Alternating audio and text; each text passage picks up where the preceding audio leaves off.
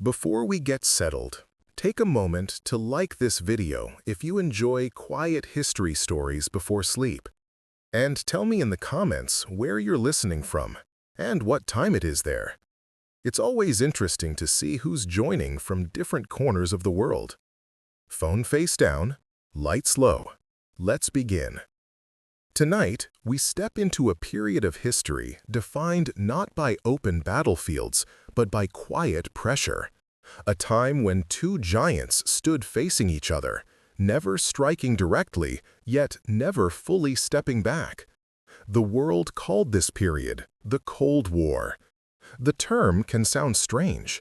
We're used to imagining wars with soldiers, tanks, explosions, and clear endings.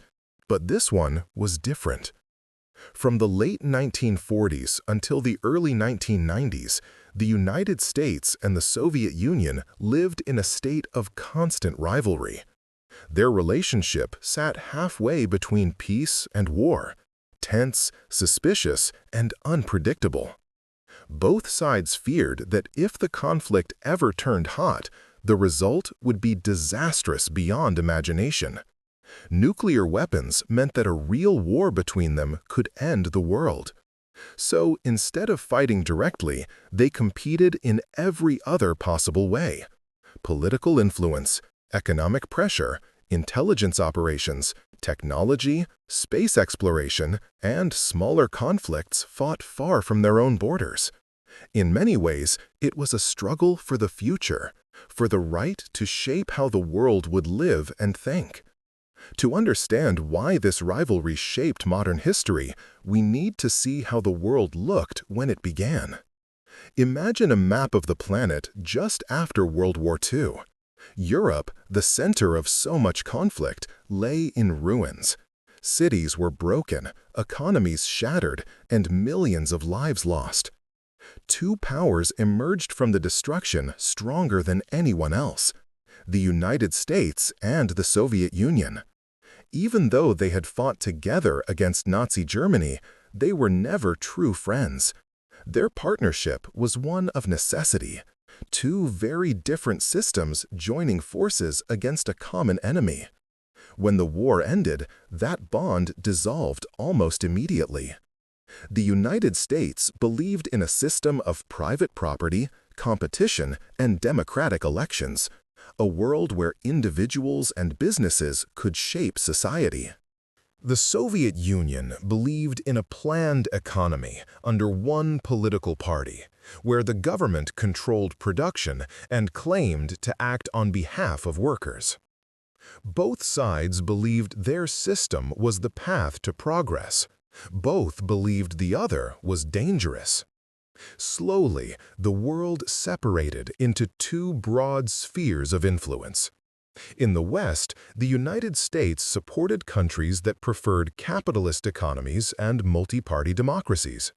Much of Western Europe, France, Britain, Italy, West Germany, stood under the American umbrella. Across the oceans, allies included Japan, South Korea, and later many nations of Latin America and the Middle East.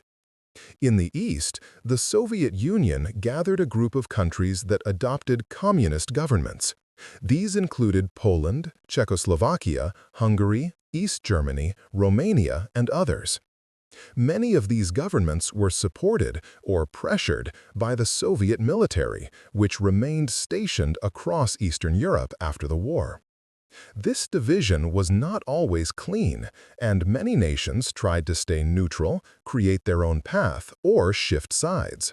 But overall, the world settled into two camps, a political and ideological line running right through the map and right through everyday life.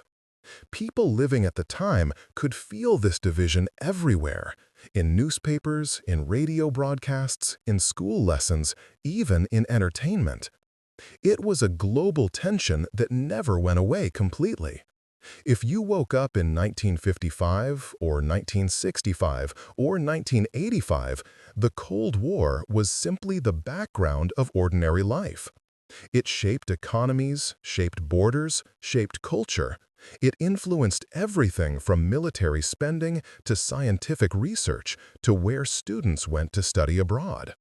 But again, despite all its pressure, the Cold War did not erupt into direct battle between its two main superpowers, and that is what kept it cold.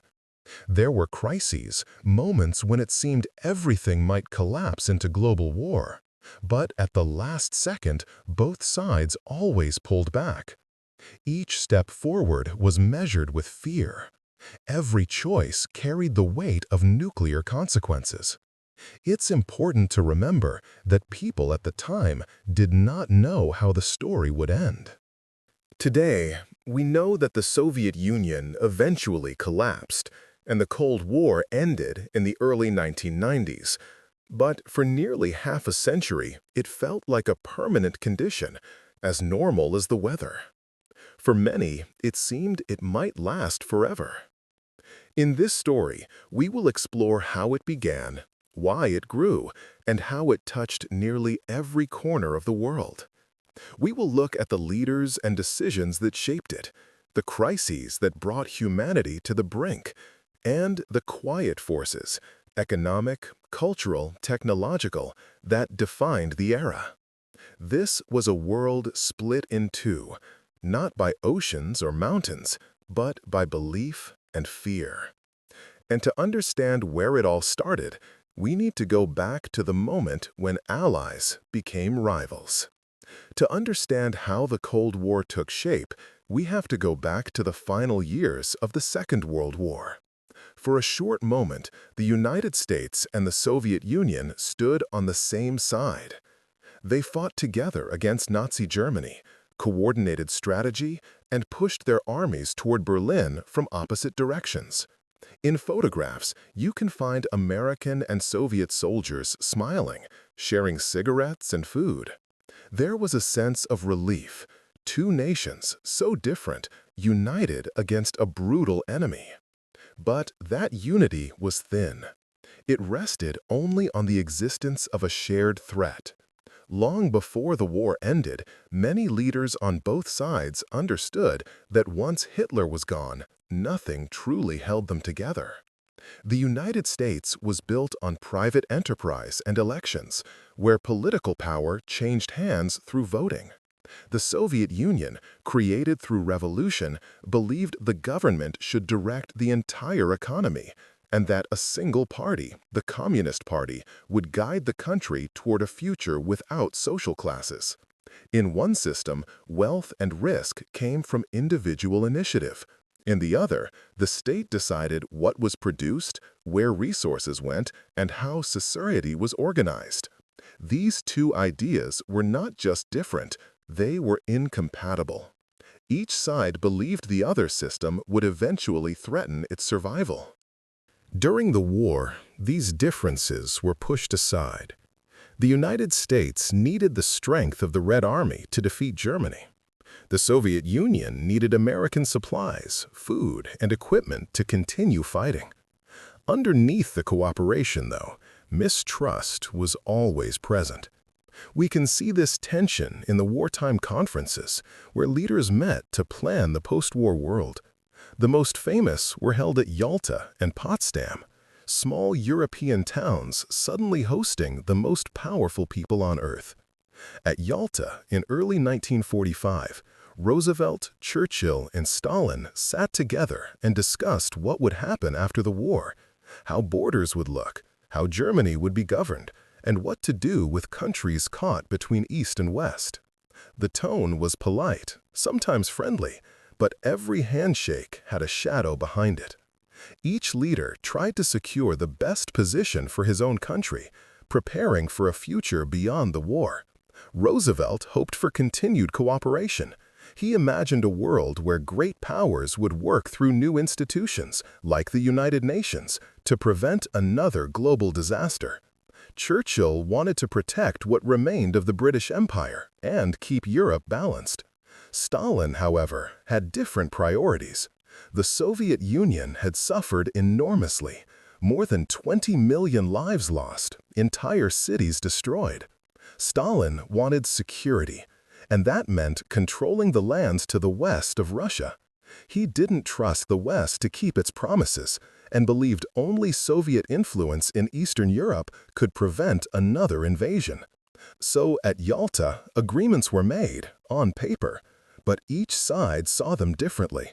The United States viewed them as temporary compromises. The Soviet Union saw them as confirmation of its right to dominate the region. The seeds of future conflict were already planted. A few months later, the war in Europe ended, but instead of bringing clarity, it brought new uncertainty. Germany was divided into occupation zones controlled by the United States, Britain, France, and the Soviet Union. This division was supposed to be temporary, a way to manage a defeated country. In reality, it became a symbol of the world to come. At the Potsdam Conference that summer, the atmosphere had changed. President Roosevelt had passed away. Churchill lost an election mid-conference and was replaced. The only familiar face at the table was Stalin. The mood was colder, more guarded. The Allied leaders discussed borders, reparations, and the future of Eastern Europe, especially Poland, which had been promised free elections. But those promises quickly began to fade as Soviet influence grew stronger. Behind every polite exchange lay a simple truth. Cooperation had been a temporary necessity. Once the shared enemy was gone, the differences between the Allies were impossible to ignore. American officials worried that Soviet troops, now spread across Eastern Europe, would not leave. They feared that democracy in those countries would be replaced by governments loyal to Moscow. Meanwhile, the Soviets watched the United States with equal suspicion, believing Washington wanted to encircle them with hostile states. In public speeches, both sides still spoke of peace, but in private, strategies were shifting. Each country began preparing, quietly, for a post-war struggle. Not a battlefield struggle, but one of influence, alliances, and ideology. The strange thing is that no one declared the beginning of the Cold War. There was no ceremony, no announcement. It simply settled into place as a new reality. The war against Germany had ended, but a new confrontation, colder, quieter, and far longer, had already begun. And at the center of this new era were two competing ideas of how the world should work. Each side believed its survival depended on stopping the other. To understand why the Cold War became such a long and stubborn conflict, we need to look at the ideas behind it. Because this wasn't only a struggle between two countries, it was a struggle between two different visions of how human society should be organized. Each side believed it had the recipe for a better future, and each side believed that letting the other win would lead to disaster. Let's start with the Soviet vision, the idea of socialism and communism, which are related but not identical. In the simplest terms, communism imagined a world where no one owned factories or land privately. Instead, everything belonged to the whole society. The goal was to eliminate social classes. No rich, no poor, because wealth and production were shared. In theory, this would remove exploitation and lead to a fairer world. The Soviet Union didn't claim it had already reached communism. Instead, it described itself as building socialism, a stage along the way. Under this system, the state controlled the economy. That meant the government decided what factories produced, how much they produced, and how resources were distributed. This is what we call a planned economy. Instead of prices being set by competition, production and distribution were planned in advance, often years ahead. Officials created targets for how much steel, grain, or machinery should be made, and factories were judged by how closely they met these goals. To many people during the early 20th century, this idea seemed promising. The Soviet Revolution had occurred shortly after World War I, when much of the world was struggling with inequality and economic collapse. Supporters saw socialism as a way to protect ordinary workers and prevent the kind of exploitation they associated with early industrial capitalism. They believed the old economic system had led to crises and wars, and that centralized planning could bring stability. On the other side stood the United States and its allies. Their worldview supported capitalism, an economic system built on private property, competition, and markets. In this system, individuals or companies own factories, land, and businesses. They produce goods and services and compete with each other to sell them. Prices are guided by what we call the free market, meaning supply and demand. If many people want something, its price rises. If few people want it, the price falls. Supporters believed this natural competition encouraged innovation, efficiency, and choice. Alongside capitalism came liberal democracy. This meant governments chosen through elections, where citizens could vote for different political parties. Personal freedoms, speech, religion, press were considered essential. Supporters argued that without these freedoms, societies would stagnate. They believed that letting people speak openly, start businesses, and vote for their leaders created more prosperous and adaptable societies. So, on one side, the Soviet vision, a world with no private ownership, built on planning, equality, and control by a single party claiming to represent workers. On the other side, the Western vision, a world where individuals and companies make economic choices, guided by markets, with governments chosen by voters. It's easy to see how these ideas clashed. Each believed it was defending the future. For many in the Soviet Union, capitalism looked cruel and unstable. They pointed to the Great Depression of the 1930s, a time when millions lost jobs, banks collapsed, and hunger spread even in wealthy nations. To them, this showed that letting markets run freely meant chaos. They believed socialism protected society from such crises. Meanwhile, many in the West saw the Soviet system as oppressive. A government that controlled everything, from newspapers to factories, left little space for freedom. Elections were not competitive, speech was limited, and political opposition was often punished. To Western observers, this looked like a path to dictatorship, not equality. Both sides noticed problems in the other system, and each used these weaknesses to strengthen their own arguments. This is why compromise became so difficult. The conflict wasn't only about borders or resources, it was about beliefs. Each system saw the other as a threat to the way people should live. There is also something deeper here. Ideas about the future often carry moral weight. They are not just strategies, they are hopes. The Soviet Union believed it was building a fair society where ordinary people would no longer be exploited. The West believed it was defending freedom, the right of individuals to choose their own path. When both sides believe they are fighting for a better, more just world, even peaceful disagreements can harden into confrontation. And that is exactly what happened. This ideological divide shaped how the United States and the Soviet Union viewed every event, every election in Europe, every protest, every new government in Asia, Africa, or Latin America. Almost everything became a question of influence. Would a new country lean toward capitalism or socialism? Would it trade with the West or the East? Each side feared that losing influence in one place might lead to losing influence everywhere. In this climate, mistrust deepened. Actions that might have been interpreted as ordinary diplomacy took on much greater meaning.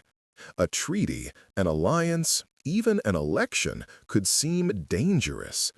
Both sides felt they were defending not just their interests, but the very soul of the future. This helps explain why, after World War II, cooperation disappeared so quickly. The two superpowers did not share the same vocabulary of hopes. When one side said freedom, the other heard inequality. When one side said equality, the other heard oppression.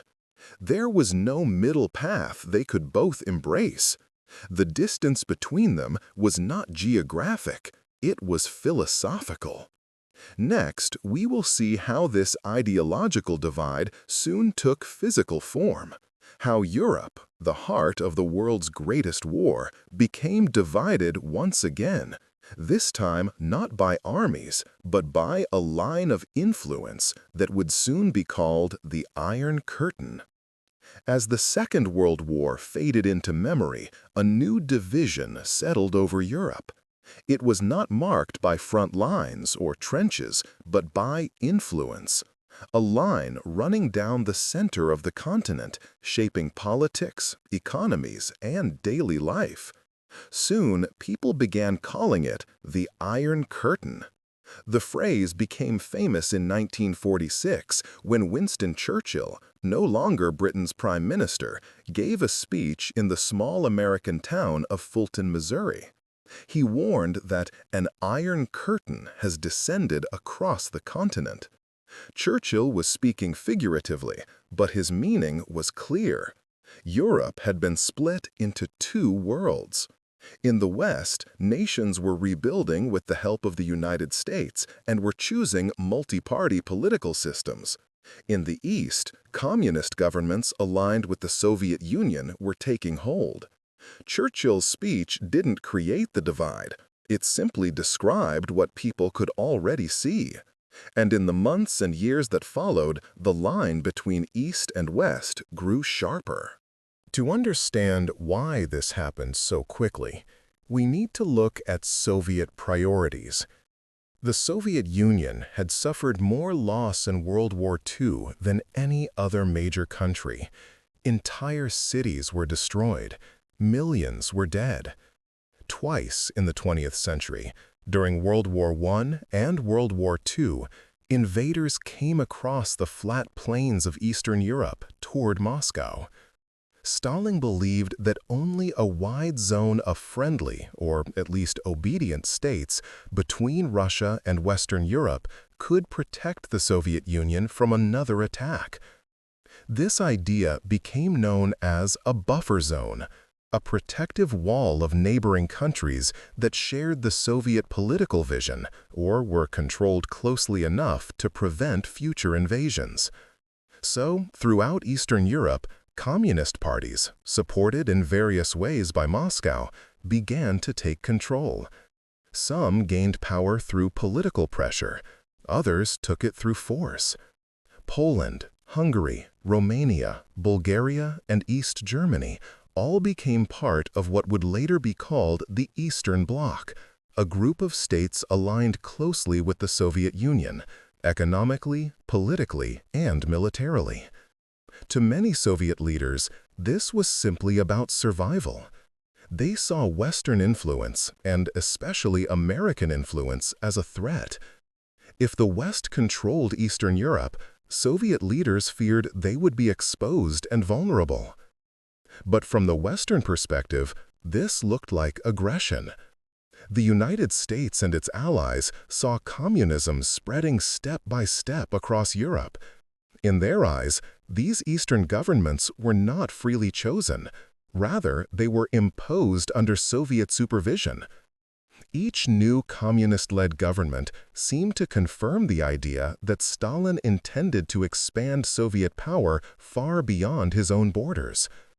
This difference in interpretation became one of the core misunderstandings of the Cold War. The Soviet Union said, "We are defending ourselves." The West said, "You are expanding." Both statements came from fear, and in this environment, fear guided policy more than trust ever could.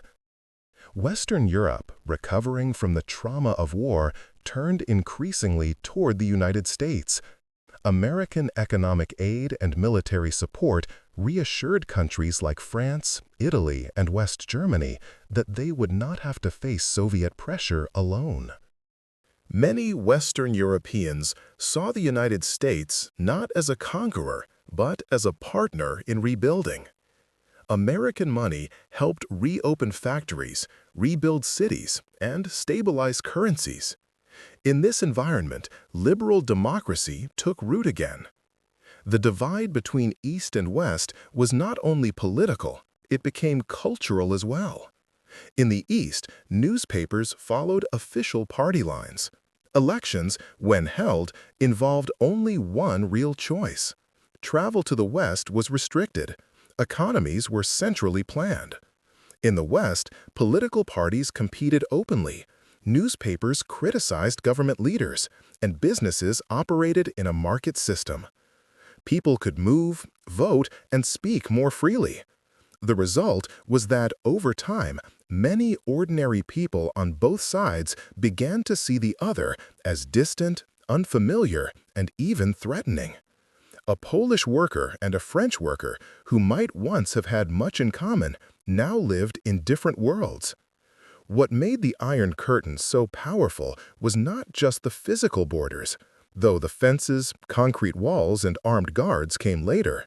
What made it powerful was the separation of experience. Over decades, East and West developed different expectations about life, what choices people should have, what government should look like, and what direction society should move in. This widening gap created a kind of psychological border. People on each side read different news, heard different stories, and were taught different histories. For many, the other side became a kind of distant stereotype, not a real place filled with ordinary people. And all of this, the fear in Moscow of invasion, the fear in Washington of communist expansion, pushed Europe into a new kind of balance. Not peace, but not open war. Instead, a tense standoff between two worlds that believed they were defending themselves. The Iron Curtain wasn't something you could see on a map at first, but it was very real. It shaped the way leaders made decisions, and it influenced how millions of people lived their daily lives. Soon, this division would deepen even further. The next chapter of the Cold War would be fought not with weapons, but with money and rebuilding. And at the center of that effort was a plan from the United States to help Europe recover, a plan that would reshape the continent and strengthen the Western alliance. That plan was called the Marshall Plan. After Europe found itself divided, the United States faced a question. How could it help its allies recover from the destruction of the Second World War, and at the same time prevent political instability from pushing them toward the Soviet sphere? American leaders believed that poverty, hunger, and desperation could make any society vulnerable. A country trying to rebuild its factories and feed its people might look to whichever side could offer support the fastest. Washington understood that if Western Europe remained weak, political chaos could follow, and communist movements would gain influence. So, in 1947, the United States proposed a sweeping program of economic assistance for European countries. It came to be known as the Marshall Plan, named after U.S. Secretary of State George Marshall.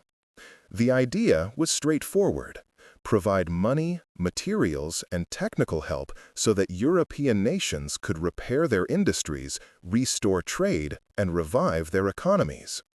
The plan offered loans and grants to rebuild factories, repair transportation networks, and purchase food and fuel. Countries receiving aid were encouraged to cooperate with one another, which helped stabilize the region and reopen trade links that had been broken during the war. This approach did more than repair bridges and machines. It helped people return to work, eased shortages, and restored confidence. Shops reopened, businesses restarted, and economies that had been close to collapse began to recover. For many Europeans, the Marshall Plan became a symbol of renewal.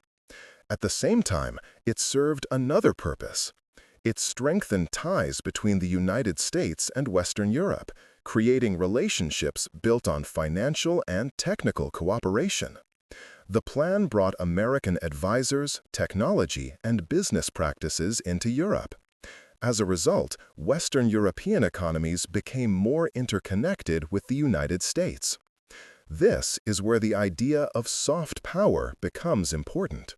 Soft power is a way of shaping other nations' choices using attraction and cooperation instead of threats or force. It works by building goodwill, offering assistance, and creating long-term partnerships. If a nation feels that another country helped it during difficult times, it becomes more likely to align with that country in the future. The Marshall Plan did exactly that. Europeans did not feel pressured, they felt supported, and that support guided many countries toward the Western camp. The Soviet Union viewed the plan very differently. To Moscow, American economic aid looked like an attempt to draw Europe under U.S. influence. Soviet leaders feared the plan would allow the United States to shape the internal politics of European states and limit the spread of socialism. They rejected participation and pushed Eastern European governments to do the same.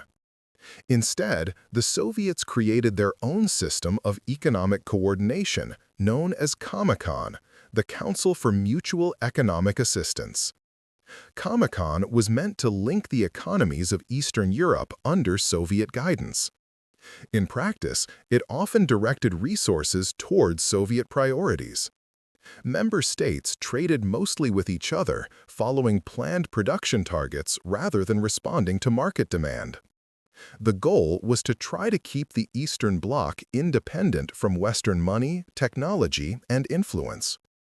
The creation of the Marshall Plan and Comecon marked a new stage in the Cold War.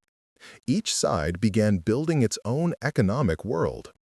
Countries in Western Europe slowly became wealthier and more connected to the United States. Eastern Europe remained tied to Moscow, growing through coordinated planning rather than market recovery. These systems deepened the divide across the continent. People in Western Europe experienced rapid improvement in living standards. In much of Eastern Europe, growth was slower and more controlled. Over time, this gap shaped how ordinary people viewed their futures. Many in the West felt they were moving towards stability and prosperity. In the East, some saw progress, but others began to feel constrained by limited economic choices. The Marshall Plan didn't end the Cold War, far from it, but it helped ensure that Western Europe would recover quickly and remain in close cooperation with the United States. Economic reconstruction became a powerful tool, shaping alliances and building trust. By the early 1950s, Europe was no longer simply a battlefield recovering from war. It had become the front line of a long competition. One side rebuilt through open trade and financial assistance, the other through planning and central direction. That competition soon moved from banks and factories to military alliances, where questions of security and defense would come to the center of attention. And the struggle over Germany, already divided, would soon become even sharper. Germany was the heart of the Second World War, and when the fighting ended, it was completely shattered. Cities lay in ruins, industries were broken, and millions of people were displaced. Yet despite the devastation, Germany quickly became the center of the next global tension, the Cold War. After the war, the Allies divided Germany into 4 occupation zones, one each for the United States, Britain, France, and the Soviet Union. This arrangement was intended to be temporary, a way to manage the aftermath and prevent the rise of another dictatorship. But the seeds of division were already there. The three Western zones were governed with cooperation between the US, Britain, and France, and their policies gradually began to align. The Soviet zone in the east followed a different path, under the direction of Moscow. Inside the Soviet zone sat Berlin, the former German capital. Even though the city was deep within Soviet-controlled territory, it too was split into four sectors. The western part of Berlin was administered by the US, Britain, and France. The eastern part by the Soviet Union. So even within a divided country, the old capital was divided once more. This unusual arrangement created a constant point of tension. Western Berlin was like an island, surrounded by Soviet-controlled land, yet linked politically to the West. No one could be sure how long such an arrangement could last. By 1948, the Western Allies were moving toward rebuilding their part of Germany. They introduced a new currency and began economic reforms to help factories reopen and businesses start again. The Soviet leadership saw these steps as a threat. A successful, rebuilding West Germany could pull the entire country, including Berlin, toward Western influence. To Stalin, this was unacceptable. So the Soviet Union attempted to force the Western powers out of the city. In June 1948, Soviet forces blocked all land and river routes into West Berlin. Trains stopped, trucks were turned back, food, coal, medicine, nothing could pass. The hope was simple: cut off supplies, isolate the city, and make the Western powers abandon their positions. Then the whole of Berlin would fall under Soviet control. For the people living in West Berlin, it was frightening. Their daily survival depended on what came from outside: food for families, fuel to keep warm, materials to repair buildings. With the roads and railways sealed, the city faced a slow collapse. The United States and its allies now faced a choice. They could withdraw and let the Soviets absorb Berlin, or they could hold their ground. Withdrawal would have been the easier option, but American leaders believed that giving up Berlin would damage the entire Western position in Europe. If they left, other countries might lose confidence in American support. Stalin would gain a powerful symbolic victory. So they decided to stay. And to keep the city alive, they turned to the sky. This effort became known as the Berlin Airlift. Day and night, American and British planes flew into West Berlin, delivering everything the city needed to function: food, milk, coal, medicine, machinery, fuel. Crews worked in constant rotation. At the peak of the operation, aircraft were landing every few minutes. It was a careful, enormous effort. Pilots navigated narrow corridors of airspace approved by the Soviets with little margin for error. Ground crews unloaded supplies quickly so planes could return for more. Children would gather near the airfields, watching the planes arrive like clockwork, sometimes dropping small candy packages, gifts pulled together by airmen for the city's youngest residents. The airlift lasted almost a year. Through rain, snow, and fog, the flights continued. Each delivery was a quiet statement: West Berlin would not be abandoned. Slowly, the blockade began to lose its force. The Soviets could see that the Western powers were committed and that the city would not starve. In May 1949, the blockade was lifted. Trucks and trains moved again. The airlift ended, but its impact remained. For the people of West Berlin, the airlift was more than a supply mission. It was reassurance. It showed them they hadn't been left alone, that they were part of a larger world, and that others were willing to endure hardship to support them. For the United States and its allies, the operation carried a clear message. Their response showed that they would defend their presence in Europe, even when challenged. It strengthened trust with Western European nations, who saw that American promises were backed by action. It also marked one of the first major confrontations of the Cold War, carried out without shots being fired. The blockade did not unite Germany. Instead, it helped solidify the separation. In the West, the Allied-controlled zones formed the Federal Republic of Germany, West Germany. In the East, the Soviet zone became the German Democratic Republic, East Germany. Berlin remained divided, a smaller mirror of the world around it. The Berlin Airlift showed that the Cold War could become dangerous long before actual fighting began. Supplies, currencies, and territory became instruments of pressure. The world saw that even a city, broken, hungry, and surrounded, could become a symbol of resistance and commitment. And from this point forward, Germany would remain at the center of global attention. Its division reflected the deeper division shaping international politics, a division that would last for decades. Germany was the heart of the Second War, and when the fighting ended, it was completely shattered. Cities lay in ruins, industries were broken, and millions of people were displaced.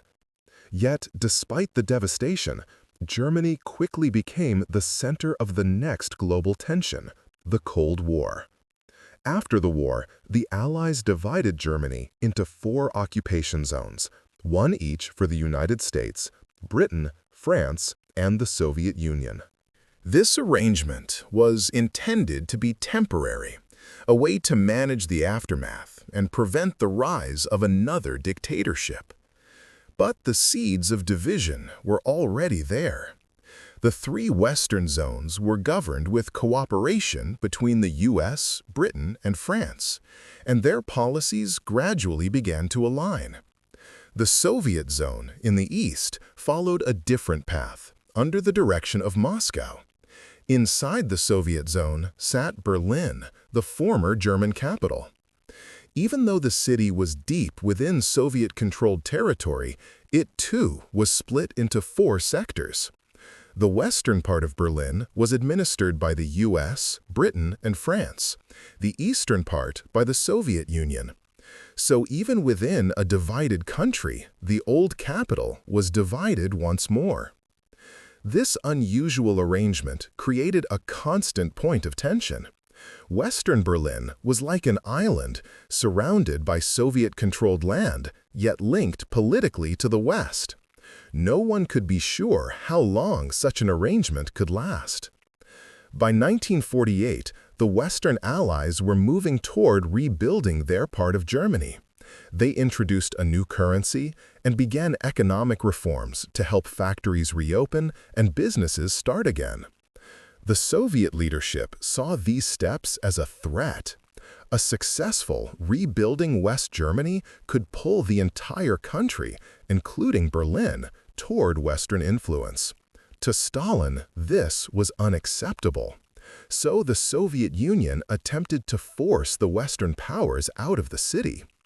In June 1948, Soviet forces blocked all land and river routes into West Berlin.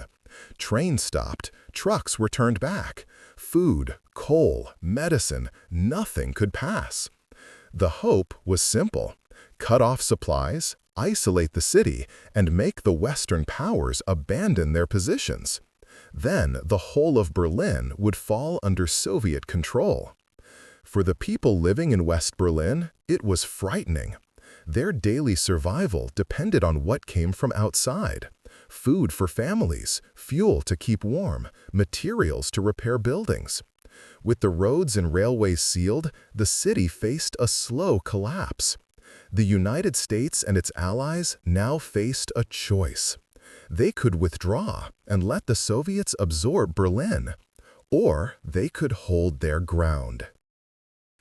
Withdrawal would have been the easier option. But American leaders believed that giving up Berlin would damage the entire Western position in Europe. If they left, other countries might lose confidence in American support. Stalin would gain a powerful symbolic victory. So they decided to stay. And to keep the city alive, they turned to the sky. This effort became known as the Berlin Airlift. Day and night, American and British planes flew into West Berlin, delivering everything the city needed to function: food, milk, coal, medicine, machinery, fuel. Crews worked in constant rotation. At the peak of the operation, aircraft were landing every few minutes. It was a careful, enormous effort. Pilots navigated narrow corridors of airspace approved by the Soviets, with little margin for error. Ground crews unloaded supplies quickly so planes could return for more. Children would gather near the airfields, watching the planes arrive like clockwork, sometimes dropping small candy packages, gifts pulled together by airmen for the city's youngest residents. The airlift lasted almost a year. Through rain, snow, and fog, the flights continued. Each delivery was a quiet statement: West Berlin would not be abandoned. Slowly, the blockade began to lose its force. The Soviets could see that the Western powers were committed and that the city would not starve. In May 1949, the blockade was lifted. Trucks and trains moved again. The airlift ended, but its impact remained.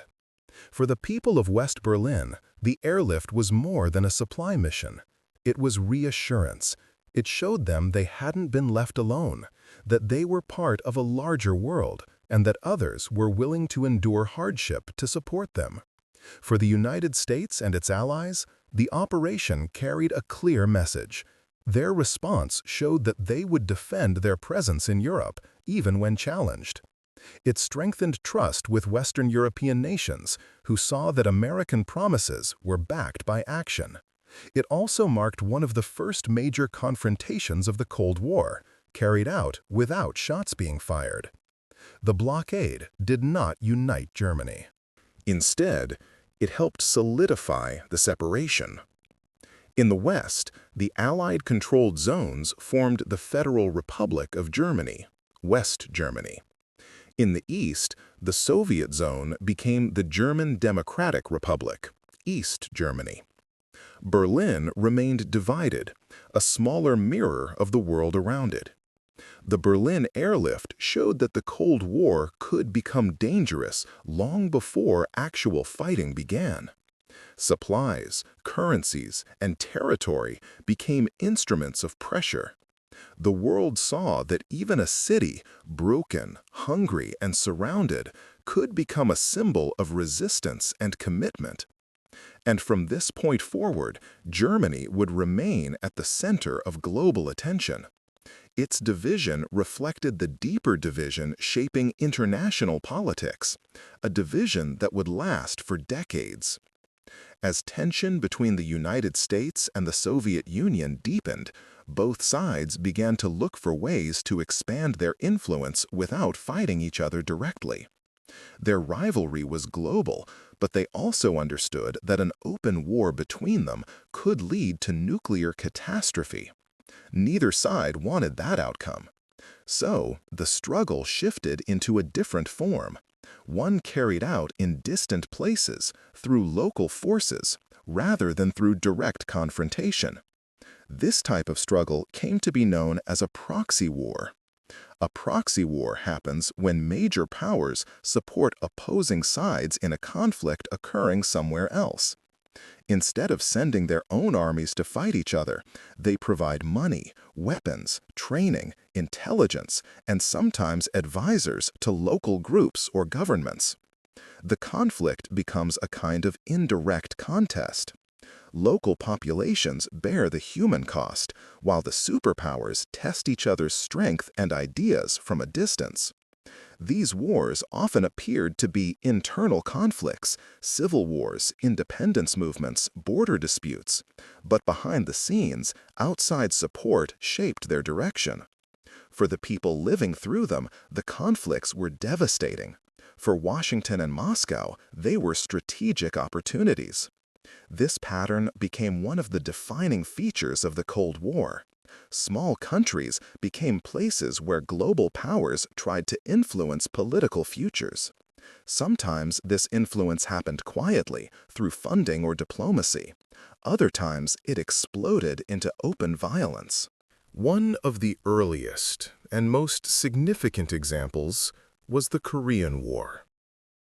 After World War II, Korea, which had been under Japanese rule, was divided along the 38th parallel. The northern part of the peninsula fell under Soviet influence, while the southern part came under American supervision. The division was meant to be temporary, but, like Germany, it soon hardened into separate states, a communist north and a non-communist south. In 1950, North Korean forces, supported by the Soviet Union and later China, crossed the border and invaded the south. Their goal was to unify the peninsula under communist rule. The United States, believing that allowing the North to succeed would encourage further communist expansion, quickly intervened under the banner of the United Nations. American and Allied forces pushed back, driving deep into the North. China then entered the war to support the North, sending hundreds of thousands of soldiers. The fighting surged back and forth, with neither side able to secure a decisive victory. The human cost was immense. Cities were destroyed, families were separated, and millions died or were displaced. After 3 brutal years, an armistice was signed in 1953. The border remained almost exactly where it started, near the 38th parallel. No peace treaty followed, and to this day, North and South Korea remain technically at war. The Korean War demonstrated how local conflict could quickly draw in global powers. It also showed that the United States was willing to use military force to contain communism, while China and the Soviet Union were ready to defend their allies. The conflict set the tone for Cold War competition in Asia. Another major example followed, this time in Vietnam. Vietnam had a long history of fighting foreign rule. After World War II, revolutionary leader Ho Chi Minh sought independence from France. His movement had communist ideology, but it was also deeply nationalist, rooted in the desire for self-determination. When France attempted to re-establish control, conflict erupted. Ho Chi Minh's forces, known as the Viet Minh, eventually pushed the French out after a major defeat at Dien Bien Phu in 1954. Instead of achieving unity, however, the country was temporarily divided. A northern government aligned with the Soviet Union and China, while the South received support from the United States. Washington believed that if Vietnam fell to communism, other countries in Southeast Asia might follow. This idea, sometimes called the domino theory, guided American policy for years. At first, U.S. involvement was limited to financial aid and advisors. But as the conflict grew, support deepened. By the early 1960s, American forces were increasingly active. Combat troops followed, and the war escalated into a long, difficult struggle. Vietnam became one of the most intense proxy conflicts of the Cold War. The Soviet Union and China backed the North with weapons, supplies, and training. The United States supported the South with massive military force. The local population suffered through bombings, ground battles, and years of instability. The war eventually ended in 1975 when Northern forces captured Saigon and unified the country under communist rule. Both Korea and Vietnam showed how quickly political struggles in smaller nations could become arenas for global competition. These conflicts were not simply about local disputes. They were shaped by the broader ideological confrontation. For Washington, preventing the spread of communism became a core goal. For Moscow and Beijing, supporting revolutionary movements helped expand their influence and counterbalance the West. There was another reason small countries became battlegrounds. Many regions in Asia, Africa, and the Middle East were emerging from colonial rule. New governments, often inexperienced and under pressure, faced internal challenges. Some movements looked towards socialist or communist ideas as paths to development. Others leaned toward market-based systems. Superpowers saw these young states as opportunities. Winning influence early might secure long-term allies. Sometimes the struggle remained political: campaigns, diplomatic support, loans, offers of training. Other times, local tensions flared into war. In these places, Cold War rivalry didn't always look like a grand strategic contest. Sometimes it was just a small stream of weapons, a group of advisors, or a secret fund. But over time, these efforts shaped the fate of entire nations.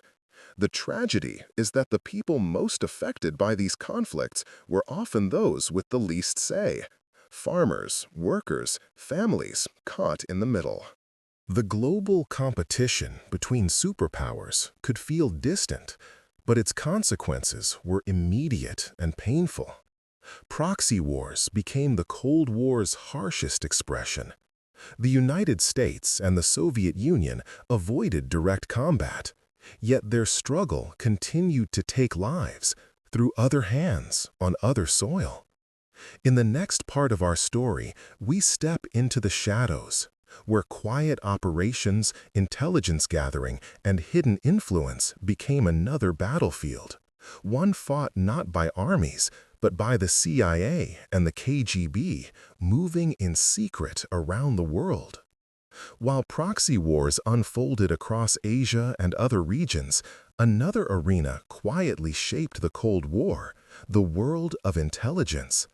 This was the realm of the CIA in the United States and the KGB in the Soviet Union. Their work rarely made headlines at the time, but it influenced governments, movements, and sometimes the fate of entire countries. Espionage became a central tool because it allowed both sides to act without direct confrontation. Leaders feared miscalculation, especially with nuclear weapons in play. Information, knowing what the other side was planning, became as valuable as armies. Anything that reduced uncertainty was useful. Anything that created doubt could be dangerous. The CIA and the KGB watched each other constantly. They gathered intelligence on military technology, political intentions, and scientific advances. Agents tried to recruit insiders, steal documents, or uncover secret plans. Many of these operations took place in major capitals: Berlin, Vienna, London, cities divided by ideology and full of diplomats, soldiers, and refugees. But intelligence work wasn't limited to Europe. It spread into the Middle East, Asia, Africa, and Latin America. This wasn't only about collecting secrets. Both organizations tried to shape political events. They funded political parties, supported sympathetic leaders, tried to influence elections, and encourage demonstrations. Sometimes their involvement was subtle: a newspaper article placed at the right moment, or quiet financial support that helped one side of a political struggle. Other times, the actions were more direct. One example often remembered is Iran in 1953. At the time, Iran's elected Prime Minister Mohammad Mossadegh moved to nationalize the country's oil industry, which had been heavily controlled by British interests. His decision was popular domestically, but caused alarm in London and Washington. Western governments worried that political instability in Iran could create an opening for communist influence. The CIA, working with British intelligence, helped organize and support efforts to remove Mossadegh from power. A new government, more aligned with Western interests, took his place. For many Iranians, this episode remains a defining moment, a sign that foreign powers could interfere in their political life. For the United States, it was seen as a successful effort to prevent possible Soviet expansion. Similar situations occurred elsewhere. In countries where communist parties gained popularity, the CIA sometimes backed opponents through funding, advice, or covert operations. In nations where left-leaning revolutions succeeded, the KGB offered support to new governments, helping them establish security forces or maintain ties with Moscow. The Soviet Union also sought influence through international organizations, cultural exchange programs, and media. It promoted its political model to newly independent states, offering training, industrial assistance, and military support. Some nations welcomed this help. Others accepted it reluctantly, seeing it as a way to balance Western pressure. The CIA and KGB both used propaganda, information crafted to shape public opinion. Pamphlets, radio broadcasts, films, and planted stories tried to sway how people thought about their government or the opposing superpower. The messaging could be subtle. Stories about corruption, stories about economic success, stories that encouraged doubt or confidence. The goal wasn't always to convince, but sometimes simply to confuse. Secrecy defined this era because it allowed governments to act without the risks of open confrontation. If an operation succeeded silently, the superpower gained influence. If it failed, there was always room to deny involvement. The public often found out about these actions only years later, when documents were revealed or officials spoke openly. This environment created a constant layer of uncertainty. Leaders worried about hidden plots. Citizens sometimes didn't know what was real and what was rumor. Even ordinary events, a protest, a strike, a new law, could be interpreted as the result of foreign influence. In this world, trust was scarce. The CIA tried to understand Soviet intentions. The KGB tried to uncover American plans. Each side feared that the other might gain a strategic advantage, a new ally, a new technology, a new military base. The secrecy didn't mean that every rumor was true. Some stories grew larger with time. But many of the covert operations did shape events in ways that were invisible at the time. They influenced who held power in certain countries and how governments aligned themselves. Espionage also affected domestic life. In the United States, concerns about Soviet spies contributed to periods of intense suspicion, including investigations into alleged communist sympathizers. In the Soviet Union, internal security services watched carefully for signs of Western influence, often punishing dissent harshly. Intelligence work became a main battlefield of the Cold War because it allowed each side to extend its reach quietly. It avoided open conflict while still pursuing advantage. In some places, this shadow competition remained low-level. In others, it helped shape revolutions, coups, and long-term political alignments. By operating in secret, the CIA and KGB left a legacy that is still debated. Many details remain unclear even today, but their influence was unmistakable. They turned the Cold War into a global contest that reached far beyond the borders of the superpowers, into the lives of millions, often without those people ever knowing who was involved or why. If there was ever a moment when the Cold War nearly turned into a global disaster, it was the autumn of 1962. The crisis centered on a small island in the Caribbean, just 90 miles south of the American coast, Cuba. To understand how this happened, we have to rewind a few years. In 1959, Cuba went through a dramatic revolution. A young revolutionary leader named Fidel Castro overthrew the country's military dictator, Fulgencio Batista. Batista's government had been corrupt and deeply unpopular, supported for years by the United States because it protected American interests on the island. When Castro came to power, many Cubans hoped for political and economic reform. Castro's new government changed direction quickly. He began redistributing land, nationalizing businesses, and reducing American influence. These moves angered U.S. leaders, who worried that Cuba was becoming aligned with the Soviet Union. Castro did not initially declare himself a communist, but tensions with Washington pushed him closer to Moscow. The United States responded by restricting trade with Cuba and supporting groups hoping to overthrow Castro. One of the most famous attempts came in 1961. With encouragement from U.S. officials, Cuban exiles, people who had fled Castro's revolution, trained for an invasion. The plan was simple: land on the island, spark an uprising, and remove Castro from power. This operation became known as the Bay of Pigs invasion. But almost nothing went as planned. The exiles landed on Cuba's southern coast, expecting local support. Instead, Castro's forces were ready. The invasion collapsed within days. It was an embarrassment for the United States and a major victory for Castro. It also pushed Cuba firmly into the Soviet camp.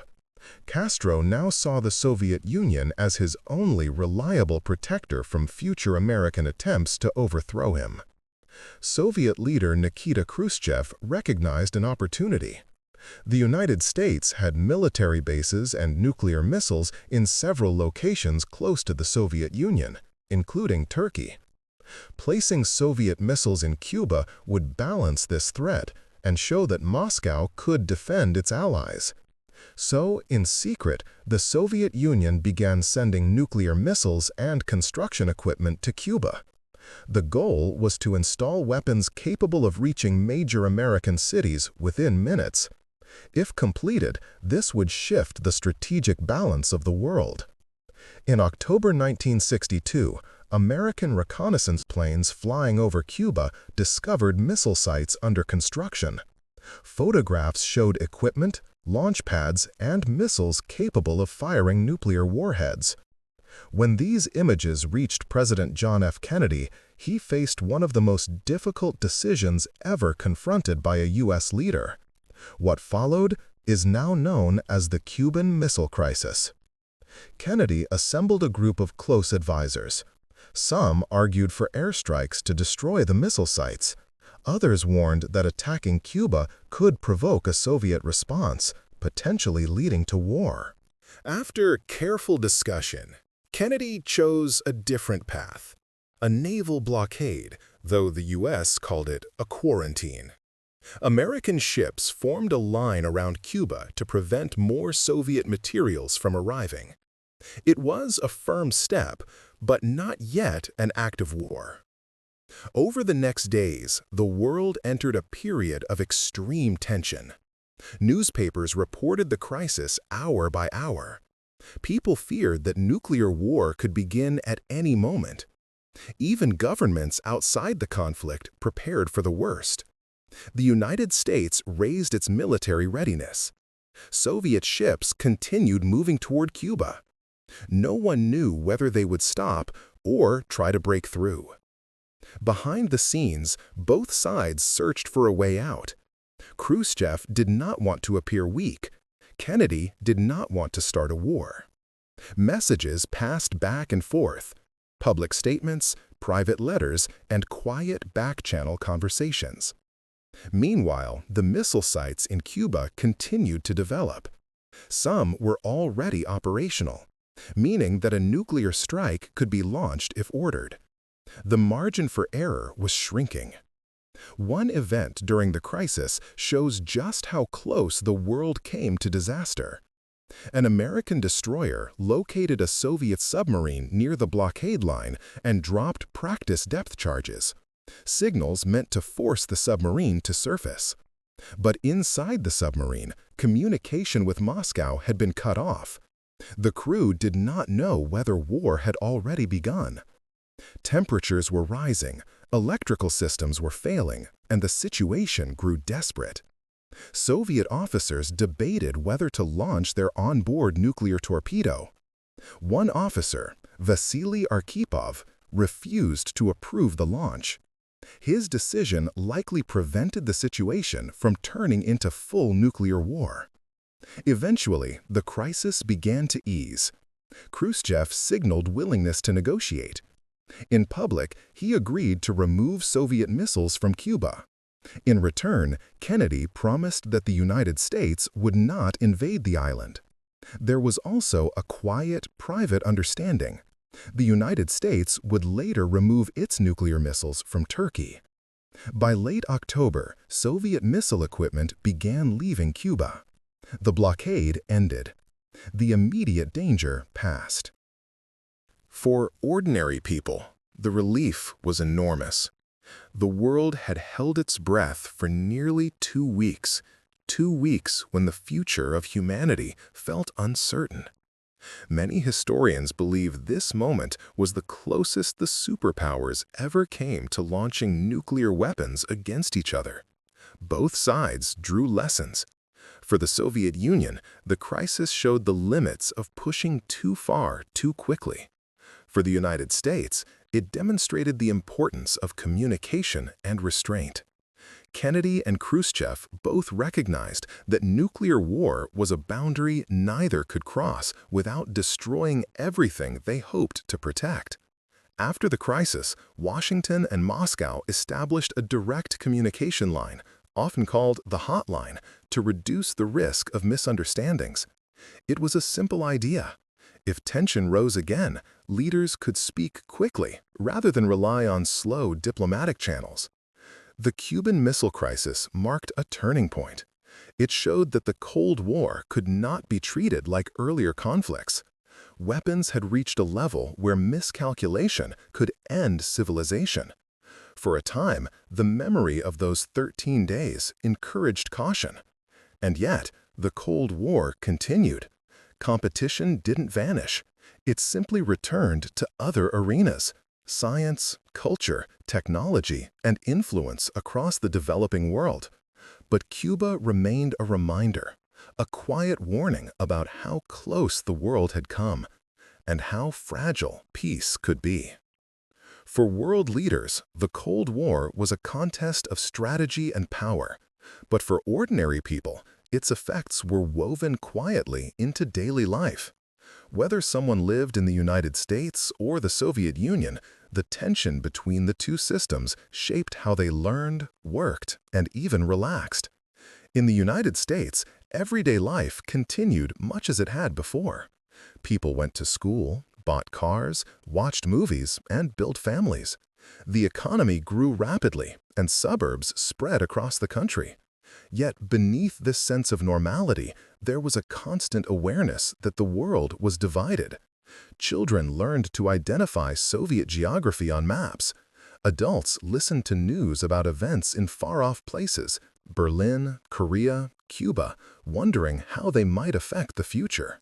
The most visible reminder of danger came from nuclear weapons. Schools held safety drills.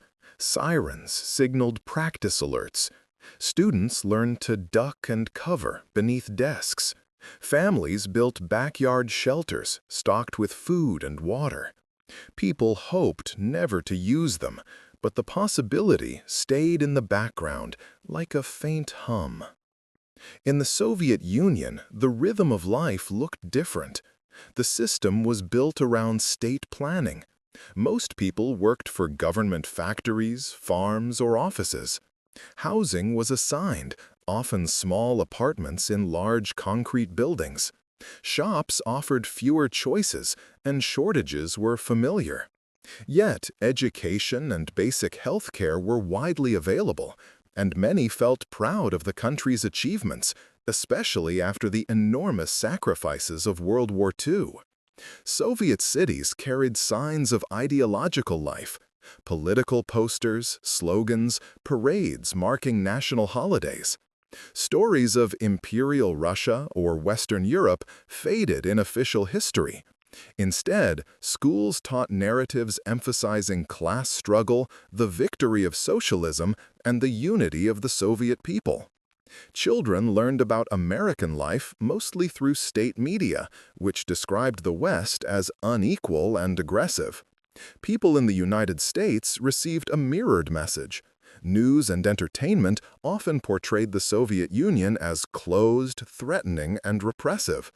Films, radio shows, and comic books sometimes imagined spies hiding in plain sight or mysterious technology waiting to strike. This wasn't constant, but it was present enough that many Americans grew up seeing the Soviet Union not only as a rival political system, but as a distant and mysterious world. Both sides used propaganda, information designed to support their own worldview. Some of it was subtle, shaping public opinion slowly. Some was more direct. In the United States, political messages emphasized freedom, opportunity, and personal responsibility. In the Soviet Union, messaging promoted unity, equality, and the dignity of workers. Each side showed itself strong and moral, while portraying the other as misguided or dangerous. Culture often reflected the atmosphere of tension. Books, music, and art sometimes carried themes of anxiety, caution, or pride.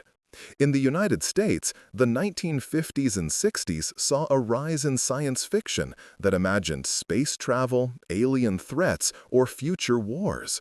Stories shaped by real-world concerns. In the Soviet Union, literature and film had to fit within ideological boundaries, but creativity still found ways to explore complex topics through symbolism and metaphor. Alongside fear, there was inspiration. Competition pushed both nations to invest heavily in science and technology. Universities expanded engineering and physics programs. Research centers grew. Scientists became national heroes. One area where this competition was most visible was space. The United States and the Soviet Union both believed that success beyond Earth would demonstrate their system's superiority.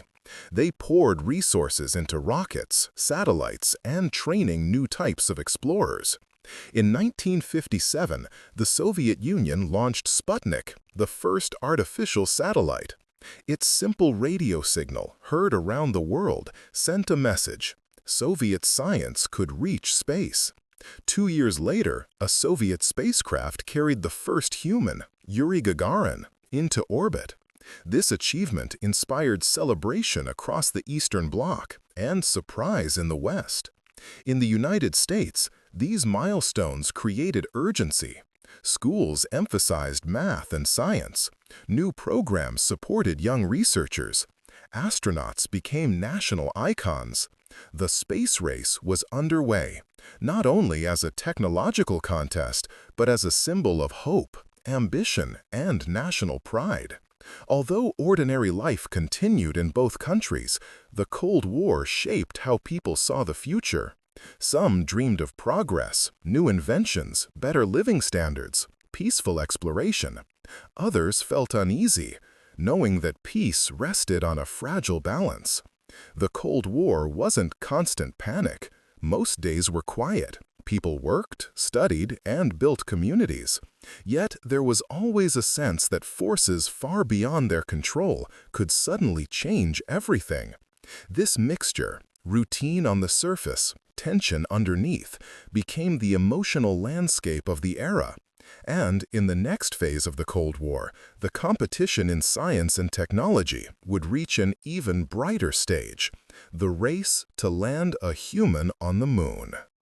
As the Cold War settled into daily life, one area of competition rose above the rest, literally. The United States and the Soviet Union began to look toward space, seeing it as the next frontier of both science and national prestige. The story of the space race is often told as an inspiring chapter of human achievement. But beneath that excitement lay the same tension that defined the entire era. The first major milestone came in 1957 when the Soviet Union launched Sputnik. It was a small metal sphere, about the size of a beach ball, fitted with 4 thin antennas. Sputnik didn't carry instruments or cameras, just a simple radio signal that pulsed steadily as it orbited the Earth. But its message was powerful. It proved that Soviet rockets were strong enough to reach space, and, by extension, strong enough to send missiles across continents. For many Americans, the news came as a shock. Newspapers printed headlines in bold letters. Radio programs followed every detail. In schools, teachers explained what it meant. Families stepped outside at night, searching the sky for the faint moving point of light that carried so much symbolic weight. The Soviet Union had struck first. To leaders in Washington, Sputnik suggested that the Soviets were ahead technologically, perhaps even militarily. The United States responded by accelerating its own programs. Research funding increased. Agencies reorganized. In 1958, the U.S. created NASA, the National Aeronautics and Space Administration, to coordinate civilian space efforts. Only a few years later, the Soviets reached another historic milestone. In April 1961, Yuri Gagarin became the first human to travel into space and orbit the Earth. His flight lasted just over an hour, but it became a moment of celebration across the Eastern Bloc. Gagarin returned to Earth a hero. His achievement showed that Soviet engineers, scientists, and pilots could meet extraordinary challenges. The United States took this moment seriously. President John F. Kennedy soon announced a new goal: send an American astronaut to the moon and return him safely to Earth. It was a bold promise, especially because the United States was still catching up. But Kennedy understood the symbolic power of the challenge. Landing on the moon would show the world that the United States could lead in science and technology. Over the next decade, both nations poured resources into space programs. Thousands of scientists and engineers worked on rockets, navigation systems, computers, and life support equipment. They tested spacecraft, trained astronauts, and built ground control centers. Every success brought national pride. Every failure carried emotional weight. In 1969, the United States achieved its goal. The Apollo 11 mission carried Neil Armstrong, Buzz Aldrin, and Michael Collins to the moon. Millions of people watched the broadcast as Armstrong stepped onto the lunar surface and spoke the now famous words, "That's one small step for man, one giant leap for mankind." For Americans, the moment felt historic, a sign that they had matched and surpassed Soviet achievements. For many around the world, it became a symbol of what humanity could accomplish when it set a clear goal. The space race was not only about rockets, it reshaped technology on Earth. To support space programs, both nations developed new materials, computers, guidance systems, and communication networks. Many of these advances later found everyday uses in medicine, aviation, and industry. Even though the competition was driven by national rivalry, its benefits spread far beyond the Cold War. There was also something more peaceful behind all this activity. Space exploration inspired people. Children dreamed of becoming astronauts or cosmonauts. Artists and writers imagined life on other planets. The night sky became a place of curiosity, not only fear. Still, the rivalry never disappeared completely. Every launch had political meaning. When the Soviet Union sent Sputnik into orbit, it signaled strength. When the United States landed on the moon, it signaled leadership. Each side watched the other carefully, understanding that investments in space technology also supported military progress. Yet, despite the suspicion, scientists sometimes found ways to cooperate. Exchanges of information happened quietly at conferences. Years later, in the 1970s, American and Soviet spacecraft even docked together in orbit, a sign that shared human efforts could overcome political divides, at least for a moment. The space race showed that competition did not always have to lead to violence.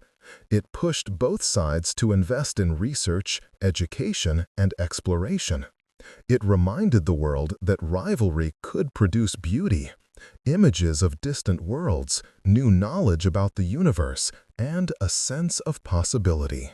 Even today, the legacy of that era remains.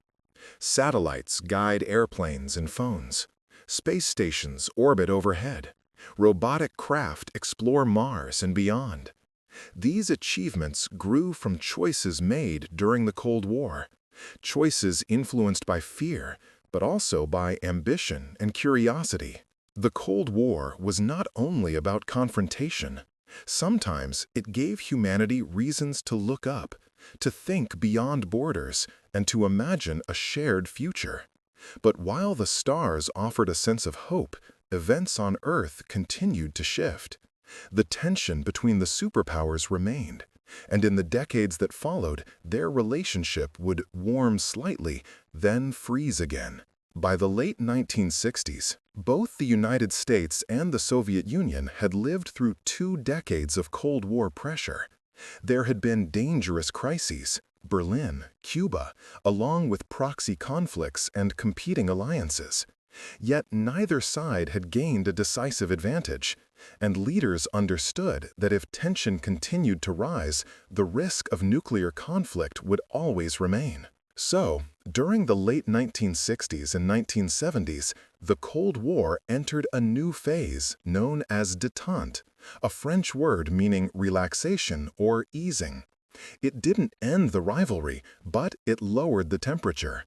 The superpowers began to talk more openly, sign agreements, and explore ways to manage their competition. One major reason for this shift was simple fatigue. The United States had been deeply involved in Vietnam and was facing political turmoil at home. The Soviet Union was also feeling the strain of maintaining influence and keeping pace economically. Both sides recognized that endless buildup had limits. At the heart of détente were efforts to control nuclear weapons. The arms race had produced thousands of warheads, enough to destroy humanity many times over. Maintaining and expanding these arsenals cost enormous sums of money. More importantly, the existence of so many weapons left little room for error. In the early 1970s, the United States and the Soviet Union began a series of negotiations known as SALT, Strategic Arms Limitation Talks. The goal was not to eliminate nuclear weapons entirely. That was far beyond reach. Instead, the two sides agreed to place limits on certain categories of missiles and launch systems. To put it simply, SALT aimed to stop the race from accelerating further. It acknowledged that both countries already had more than enough destructive power. If they could prevent unchecked expansion, the world would be somewhat safer. One important result was the Anti-Ballistic Missile Treaty in 1972. It limited systems designed to intercept incoming missiles. At first, this might sound unusual. Why limit defenses? But both sides understood that if one country developed strong missile defenses, the other might build more offensive missiles to overcome them.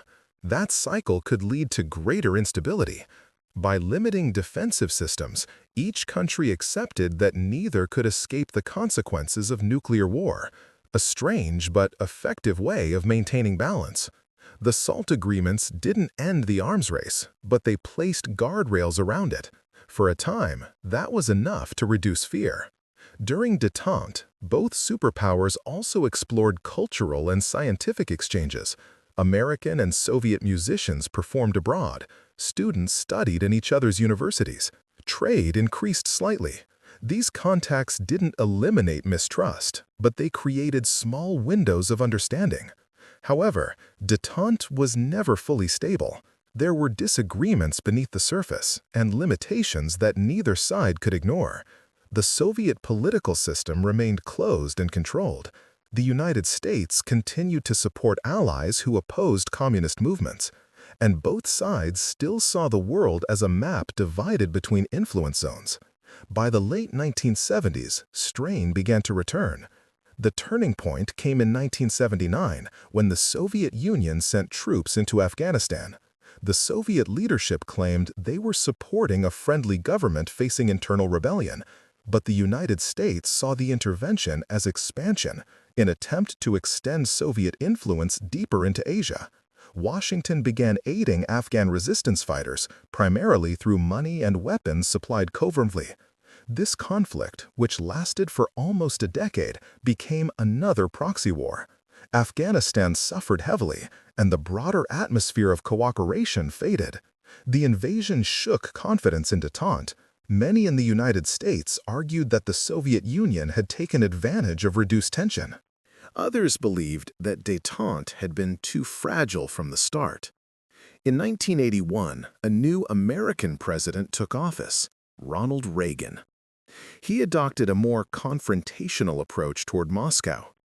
Reagan believed the Soviet system was aggressive and unstable, and that the United States should apply pressure rather than seek accommodation.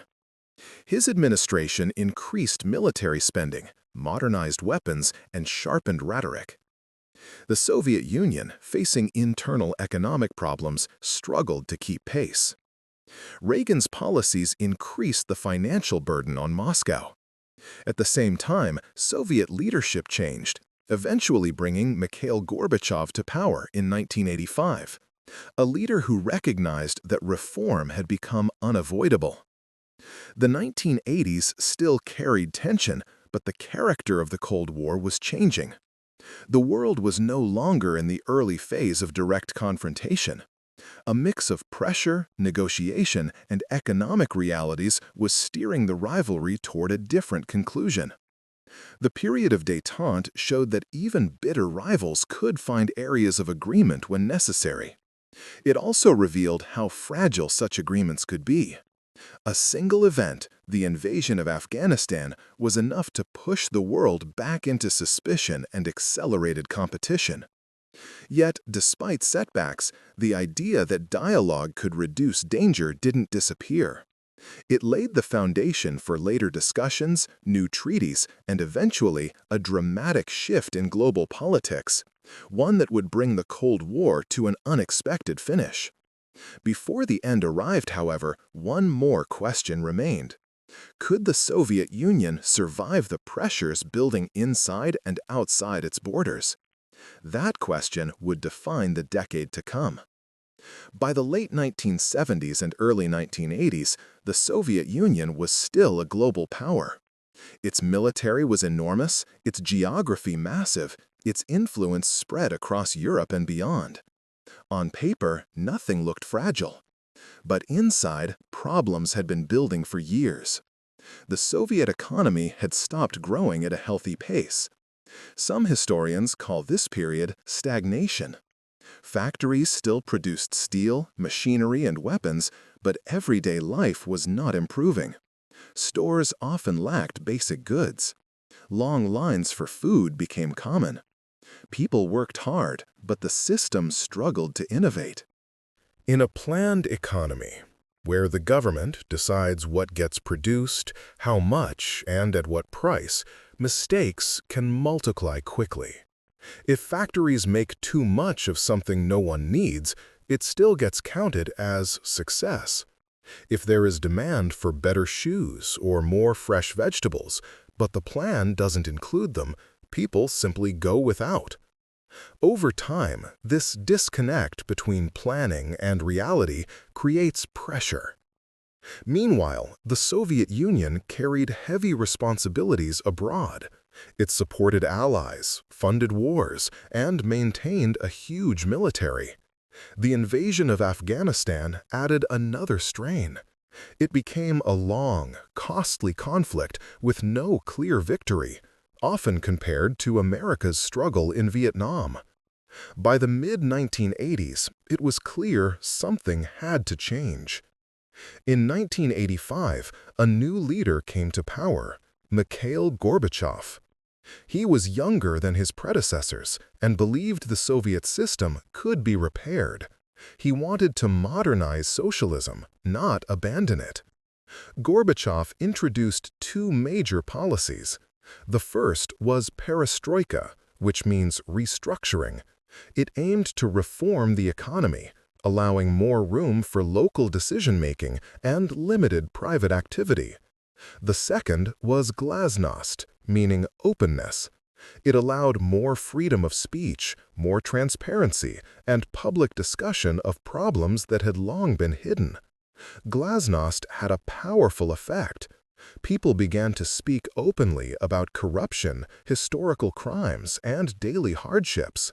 Newspapers discussed topics that had once been off-limits. For many, it was refreshing. But for the Soviet leadership, it also made it harder to control public opinion. At the same time, perestroika struggled. Reforming a huge, rigid economy was incredibly difficult. Some regions adapted quickly, others resisted change. As rules shifted, shortages sometimes grew worse. Prices behaved unpredictably. People were confused, living in a system that was neither fully planned nor fully market-based.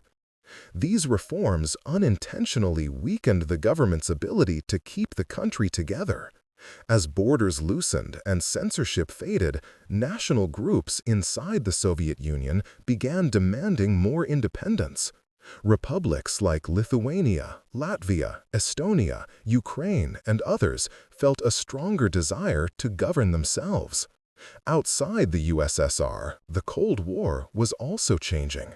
Countries in Eastern Europe, once firmly under Soviet influence, felt the ripple of glasnost and perestroika. They saw that Moscow was no longer willing to use force the way it had in the past.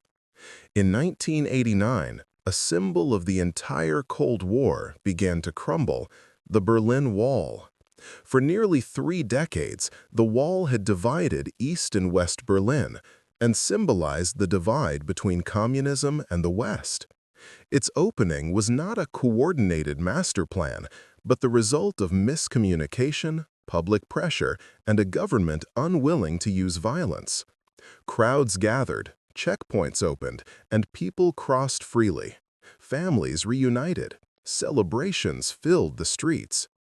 The fall of the wall signaled that Soviet control over Eastern Europe had collapsed. One by one, countries that had been communist for decades began transitioning toward different political systems.